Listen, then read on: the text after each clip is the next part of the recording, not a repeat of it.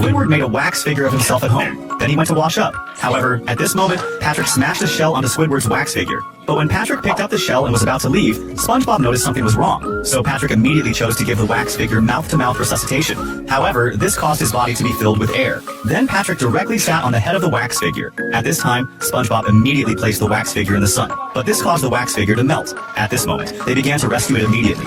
However, in the end, they could only admit that Squidward was dead. Then Squidward, who had just taken a shower, came out.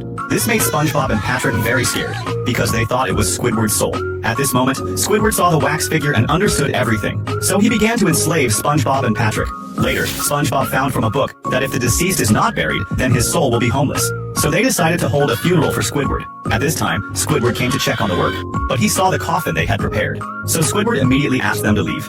However, later he found that SpongeBob and Patrick had erected a tombstone for him, and they also invited everyone in Bikini Bottom. At this moment,